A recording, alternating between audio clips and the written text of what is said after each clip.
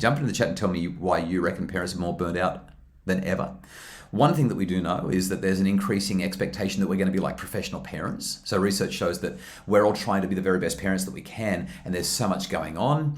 We've got families falling apart and going back together. So that's going to have something to do with it. Mary's got a question. What would your definition of burnout be? The signs or symptoms, perhaps. So all those things that I've highlighted in that questionnaire, that's a sign of burnout. But burnout essentially is saying, I'm stressed, I don't have the capacity, and I feel like I have no control, no ability. All right, so your guesses, your suggestions: lockdowns, overcommitment, special needs kids, both parents working, single parenting, trying to do the job of two, criticism and judgment from family and people outside the family, lack of sleep, hell yeah, school expectations, no extended family, a lack of a village. Okay, so all of these things are huge, every single one of them. Let me tell you what I've found in the research seems to be three of the really big things. Number one, we're setting ourselves up to do the impossible. See, once upon a time, we trusted that our kids would be okay. We believed that there was this intrinsic capacity for them to grow healthy, to grow strong, to master their environment, and to figure it out. Like when a puppy dog, when a pussycat, when a little birdie up in the tree has a baby, it doesn't go, oh, I wonder how they're going to go on their standardized tests. Oh, I need to make sure that I give them the most enriching relationship environment that I possibly can. I've got to meet all of their needs. I've got to do everything that I can for them.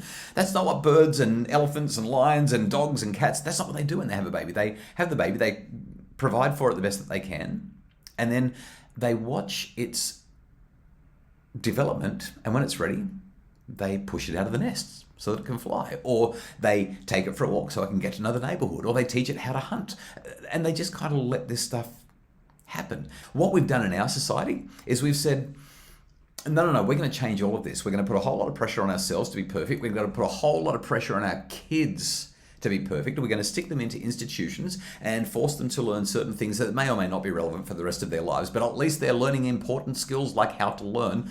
And we're going to chase dollars rather than relationships. And we're going to have this thing called growth and all of these extraordinary demands that are placed on every single family so that we can keep up, so that we can buy a house. Like, how much does a house cost these days, right?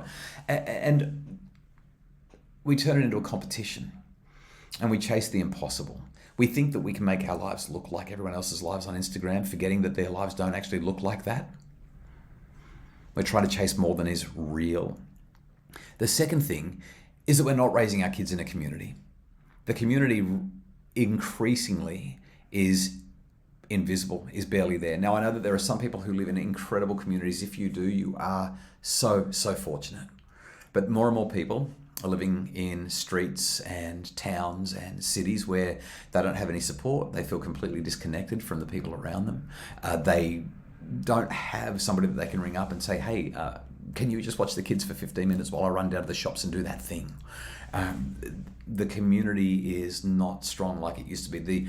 The collapse of institutions that we used to rely on to help us with support and scaffolding just isn't there. And the third thing that I think is really going on, that's a really big one, is that our ego keeps on getting in the way. And what do I mean by that? I guess we think that we're never supposed to yell.